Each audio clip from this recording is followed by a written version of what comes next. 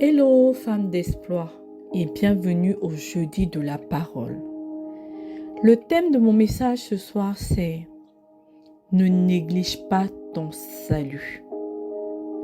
Nous allons donc lire la parole dans le livre d'Hébreux, chapitre 2, versets 1 à 3. La Bible déclare « C'est pourquoi nous devons d'autant plus nous attacher aux choses que nous avons entendues, de peur que nous ne soyons emportés loin d'elles. Car si la parole annoncée par des anges a eu son effet, et si toute transgression et toute désobéissance a reçu une juste rétribution, comment échapperons-nous en négligeant un si grand salut, qui, annoncé d'abord par le Seigneur, nous a été confirmé par ceux qui l'ont entendu. Amen. Alors, que signifie le salut? Le salut signifie sauver. Par le salut, nous sommes donc sauvés, rachetés de la vaine manière de vivre. Et ce salut, comme nous le savons, n'est en aucun d'autre que Jésus. Comme nous le dit le livre des Actes, chapitre 4, au verset 12. Nous connaissons tous l'histoire d'Adam et Ève, à cause de qui le péché est rentré dans ce monde et qui nous a rendus pécheurs. Mais grâce au salut, nous sommes délivrés et libérés du péché. Amen. Grâce au salut, nous sommes de nouvelles créatures. Les choses anciennes sont passées. Amen. Le salut se manifeste par la conversion. Et il doit avoir un avant et un après. Tu ne peux donc pas dire que tu t'es converti si à un moment de ta vie, tu n'as pas eu le dégoût du péché. Si à un moment de ta vie, tu n'as pas abandonné tout ce qui déplaît à Dieu. Tu peux avoir flanché entre-temps. Là n'est pas la question. Mais une chose est sûre, il doit avoir un avant et un après. Une chose est sûre, c'est qu'une personne qui est passée par la réelle conversion a forcément abandonné quelque chose à un moment donné. La Bible déclare dans Romains chapitre 10 au verset 9 à 10.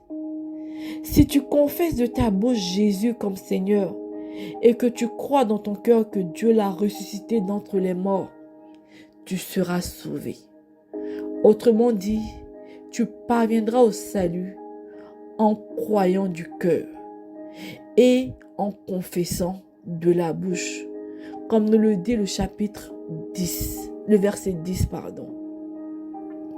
Donc peut-être que tu as confessé de ta bouche sans croire dans ton cœur, ou bien tu as cru dans le cœur sans confesser de ta bouche.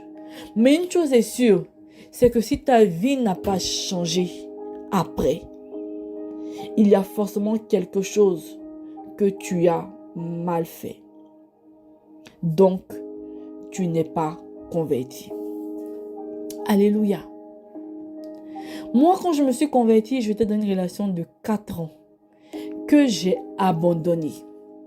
J'ai cessé d'aller dans les boîtes de nuit et de porter des vêtements sexy du jour au lendemain.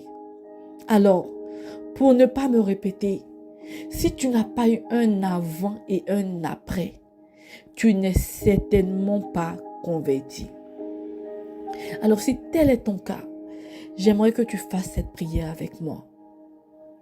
Seigneur Jésus, j'ai entendu parler de toi et je me donne à toi en ce jour. Je crois que tu es mort à la croix pour mes péchés. J'abandonne tout pour te suivre.